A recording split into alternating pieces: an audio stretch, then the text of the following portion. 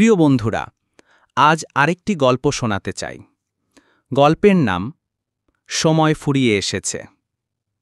এক ছিল মোহন মিয়া নামের একজন কর্মকর্তা।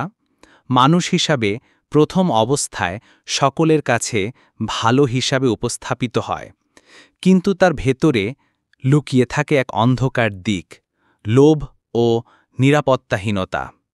মোহন মিয়া যখন অফিস শুরু করেন তখন ভালো হিসাবে পরিচিত ছিলেন। সহকর্মীদের বলতেন, আমার জীবনে তেমন কোনো চাওয়া পাওয়া নেই, আমার ভাবনা শুধু তোমাদের ঘিরে। সহকর্মীরা বলতেন, মোহন স্যার একদম অন্যরকম মানুষ, বিপদ আপদে এগিয়ে যায়, আরও কত কি। কিন্তু সময় বদলায়, দিনে দিনে মোহন স্যারের চাহিদা বাড়ে।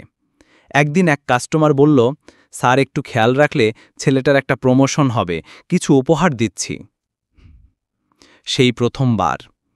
এরপর ধীরে ধীরে সে ছোটখাটো সুবিধা, বাড়তি উৎকোচ, অবৈধ কাজ দেয়ার সুযোগ করে দেয়া, বিনিময়ে বাড়তি সুযোগ নেয়া। টাকার বিনিময়ে এমন কোনো কাজ নাই যে তিনি করেন নাই। শুধু তাই নয়, রাজনৈতিক ছত্রছায়ায় বিভিন্ন ধরনের অত্যাচার নির্যাতনও শুরু করে। জুটিয়ে ফেলে সাঙ্গপাঙ্গ, ধরাকে সরা জ্ঞান করতে থাকে। কিন্তু আল্লাহর কি বিচার! হঠাৎ করে তার জীবনে নেমে আসে এক ঘন অন্ধকার, পাল্টে যায় সমস্ত চিত্র। একের পর এক আসতে থাকে অভিযোগ, শুরু হয় তার অন্ধকার ফিরিস্তির বিচার। মনে হয় তার সময় ফুরিয়ে এসেছে। কথায় বলে, অতি লোভে তাঁতি নষ্ট।